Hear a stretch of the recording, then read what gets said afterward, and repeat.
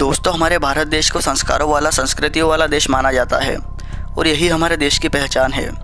पर कई बार ऐसे केस देखने को मिलते हैं जो कि सभी को सोचने पर मजबूर कर देते हैं। हमारे देश में बहन बेटी माताओं को देवी के रूप में पूजा जाता है, पर क्या विश्वास कर पाओगे कि हमारे ही देश भारत में एक ऐसा केस सामने आया है जहां एक बहन को उसी के सगे भाई, उसकी भाभी और उसकी भाभी के आशिक ने मिलकर क्रूर तरीके से मौत के घाट उतार दिया। तो दोस्तों, क्या थी ये घटना, जानेंगे इस वीडियो में सिलसिलेवार तरीके से। पर उसके पहले आपने हमारे चैनल क्राइम वर्ल्ड को अभी तक सब्सक्राइब नहीं किया है तो सब्सक्राइब जरूर कर लें। तारीख थी 2 नवंबर 2023। 2 नवंबर की सुबह बागपत के गांव में शमशान के बाहर एक सूटकेस पड़ा हुआ था जो कि आधा जला था। जब लोगों ने देखा कि शमशान के बाहर एक आधा जला हुआ सूटकेस पड़ा है तो उन्हें भी कुछ अजीब लगा कि यह सूटकेस शमशान के बाहर कैसे आया। उन्हें लगा कि कुछ गड़बड़ है। उन्होंने तत्काल पुलिस स्टेशन में कॉल किया। कुछ देर बाद पुलिस मौके पर पहुंचती है और देखती है कि आखिर इस सूटकेस में क्या है। जैसे ही पुलिस उस सूटकेस को खोलती है तो उनके कदम भी पीछे हो जाते हैं। उस सूटकेस में किसी लड़की की आधी जली हुई लाश थी जिसका चेहरा पूरी तरह जल चुका था, जो कि पुलिस के लिए एक बड़ी परेशानी थी। अब सवाल ये था कि आखिर ये लड़की कौन है। पुलिस अपनी तफ्तीश शुरू करती है। पुलिस उस गांव के शमशान के पास रहने वालों से पूछताछ करती है, पर कोई सुराग पुलिस के हाथ नहीं आता। बागपत का जो गांव था एक अच्छा डेवलप्ड गांव था। इसी कारण से पुलिस ने सोचा कि आसपास के इलाके के सभी सीसीटीवी चेक किए जाएं, कभी कहीं कोई सुराग मिल जाए। बड़ी ही मशक्क़त के बाद पुलिस की मेहनत रंग लाती है, क्योंकि एक सीसीटीवी में उन्हें एक स्विफ्ट डिजायर कार शमशान के रास्ते जाती दिखाई देती है। पुलिस की किस्मत अच्छी थी क्योंकि उस कैमरे में उस कार का नंबर साफ दिखाई देता है। पुलिस को उस कार ड्राइवर पर शक होता है, इसीलिए पुलिस उस कार के रजिस्टर नंबर का पता लगवाती है। तब पुलिस को पता चलता है कि ये गाड़ी का नंबर हरियाणा के सोनीपत से रजिस्टर्ड है। पुलिस तुरंत हरियाणा के सोनीपत पहुंचती है और उस कार के मालिक से पूछताछ करती है। पुलिस पूछती है कि इस नंबर की रजिस्टर ये स्विफ्ट डिजायर कार आपकी है। कार का मालिक बोलता है, हाँ सर, ये मेरी कार है। पुलिस फिर से पूछती है कि 2 नवंबर को ये कार कहाँ थी। वो कार का मालिक बताता है कि एक दिन पहले पवन नाम का एक आदमी मुझसे यह कार ले गया था, जो कि मेरा जानकार भी था। पुलिस पवन का पता लेती है और पवन के घर पहुंचती है, पर पवन घर पर नहीं मिलता, वो गायब था।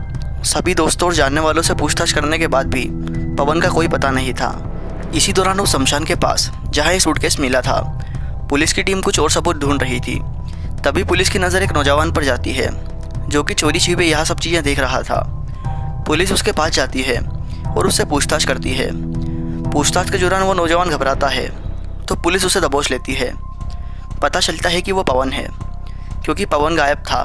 उसकी फ़ोटो थानों में सर्कुलेट हो चुकी थी जो कि मैच हो गई थी और ये साफ हो गया कि वो नौजवान और कोई नहीं बल्कि पवन है। पुलिस पवन को थाने ले जाती है और कुछ देर सख्ती से पूछताछ में ही पवन सब कुछ उगल देता है। पवन ने जो कहानी सुनाई वो कुछ यूँ थी। नोएडा में एक फैमिली रहा करती थी। विवेक चौहान और मनीषा चौहान दोनों सगे भाई बहन। माँ बाप दोनों गुजर चुके थे। सब कुछ ठीक चल रहा था। दोनों भाई बहन सक्षम एक अच्छे परिवार से थे। माँ बाप के गुजरने से पहले उन्होंने वसीयतनामे में दोनों के नाम आधी आधी प्रॉपर्टी बांट दी। उस समय करीब उस प्रॉपर्टी की कीमत 4 करोड़ थी और ये संपत्ति दोनों भाई बहन के बीच बटी हुई थी। सब कुछ ठीक चल रहा था।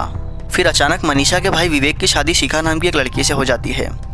शिखा के आते ही घर का माहौल बदलना शुरू होता है। शिखा और मनीषा की आपस में ज़्यादा बनती नहीं थी। कई बार इन दोनों में लड़ाई झगड़ा देखने को मिलता। जैसे ही शिखा को यह बात मालूम हुई कि पूरी संपत्ति दोनों भाई बहनों के नाम पर बटी हुई है, जिसमें से करीब 2 करोड़ की संपत्ति मनीषा के नाम है, शिखा को यह बात शुरू से हजम नहीं हुई। इसी दौरान शिखा का एक लड़के से अफेयर चल रहा था, जिसकी खबर से विवेक अनजान था और वो लड़का और कोई नहीं बल्कि पवन था। पर इस बात की खबर मनीषा को लग चुकी थी।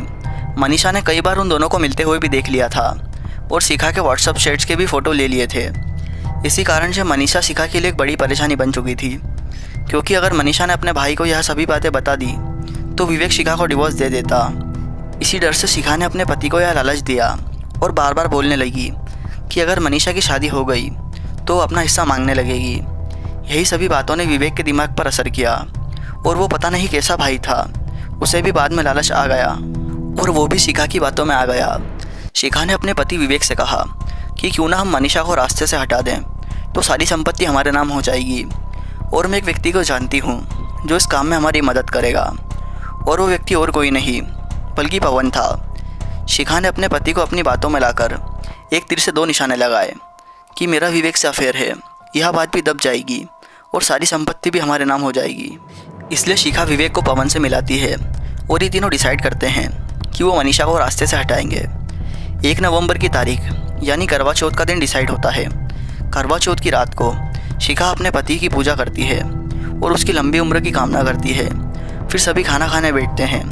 शिखा ने पहले ही मनीषा के खाने में नशीली दवाई मिला दी थी, जिससे थोड़ी ही देर में मनीषा बेहोश हो जाती है। फिर दोनों मिलकर मनीषा का गला दबाते हैं और मनीषा को हमेशा के लिए गहरी नींद में सुला देते हैं। इधर इन्होंने पहले ही पवन को गाड़ी लेकर बाहर खड़ा कर रखा था।